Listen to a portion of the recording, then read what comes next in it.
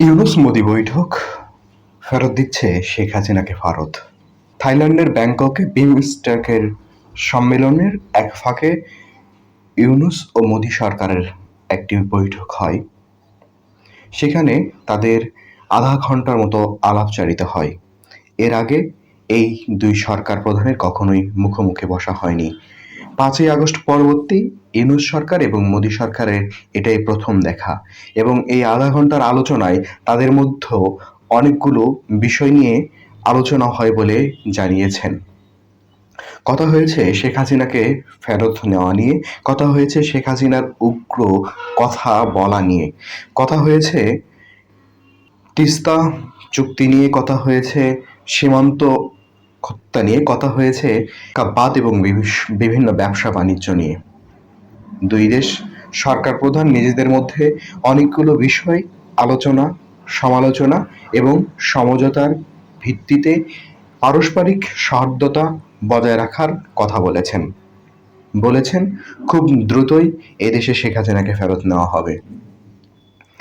এখন কথা হলো যে এই যে এতগুলো কথা আলোচনা করা হলো, এতগুলো বিষয় সমালোচনা পর্যালোচনা করা হলো, এবং দিন শেষে নিজেদের মধ্যে বৈঠকের সমঝোতা এবং সম্প্রীতি বজায় রাখা হলো। প্রশ্ন, যে ইউনূস সরকার দেশে থাকতে ভারত হটাও, সেই ভারতে গিয়ে করলেন ম্যাময়। সে নিজে এই দীর্ঘ বৈঠক করলেন এবং নিজেদের যে বিষয়গুলো আলোচনা করার দরকার সেটা করলেন।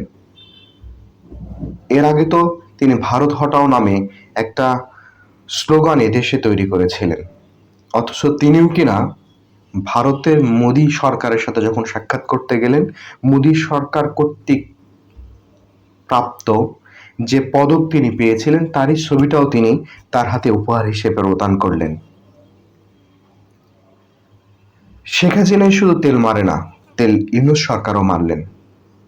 এই অল্প সময়ের মধ্যে তিনি মোদি সরকারকে কিভাবে এই উপহার দেওয়ার ব্যবস্থা করলেন, তার মানে আগে থেকেই পরিকল্পনা ছিল মোদি সরকারের সাথে দেখা করার। যদি এখন বলি যে ভারতের সাথে আপনি সমঝোতা করে আসলেন কেন, আপনার তো ভারতের সাথে সমঝোতা করার কোনো প্রয়োজন নেই। দেশে থাকতে আপনি ভারতকে বিভক্ত করবেন, ভারতের পণ্য বর্জন করবেন, ভারতের সবকিছু থেকে আলাদা করে বাংলাদেশকে একচ্ছত্রভাবে প্রতিষ্ঠা করবেন।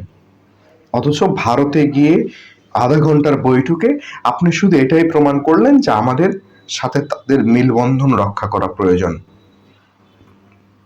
শেখ হাসিনাকে সমঝোতার মাধ্যমে নিয়ে আসতে হবে, ছিনিয়ে আনতে কোনোভাবেই ক্ষমতা নেই ইউনূস সরকারের। বলা বাহুল্য, এত কিছু বলার প্রধান কারণ হচ্ছে ভারত প্রতিবেশী দেশ, আমাদেরকে অবশ্যই তাদের সাথে মিলে চলতে হবে, বৈরিতা নয়, বন্ধুত্বতা। এই পানি চুক্তি যখন বঙ্গবন্ধু প্রথম করেছিল তখন এদেশের কিছু জনগণ যারা বঙ্গবন্ধুকে পছন্দ করতেন না, তারা বলেছিলেন যে বাংলাদেশকে ভারতের কাছে বিক্রি করে দিচ্ছে, বা ভারতের সরকারের কাছে এটা একটা অঙ্গরাজ্য হিসেবে তিনি লিখে দিচ্ছেন।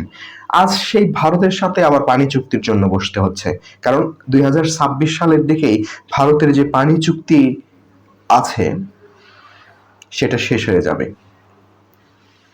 তার মানে আমাদেরকে অবশ্যই ভারতের সাথে সুসম্পর্ক বজায় রেখেই এই দেশটা পরিচালনা করতে হবে। যারা রাজনীতি বোঝেন না, যারা পরিবেশ পরিস্থিতি বোঝেন না, তারা শুধু মানুষ খেপিয়ে দেশের অভ্যন্তরীণ সমস্যার সৃষ্টি করবে। দেখা যাক আগামীর দিনগুলোতে এই বাংলাদেশ ভারত সম্পর্ক আরো মসৃণ হোক দুই দেশের সমান তালীয় পথ চলা। সীমান্ত হত্যা, ফারাক্কা বাঁধের পানি, তিস্তা চুক্তি সবকিছুই সুন্দরভাবে হোক। এদেশ থেকে রোহিঙ্গারা ফেরত যাক, শেখ হাসিনা বাংলাদেশে ফিরে আসুক, এই প্রত্যাশায় আগামীর ভিডিওতে আবারও দেখা হবে। কথাগুলো যদি ভালো লেগে থাকে তাহলে অবশ্যই লাইক, কমেন্ট এবং সাবস্ক্রাইব করে পাশে থাকবেন।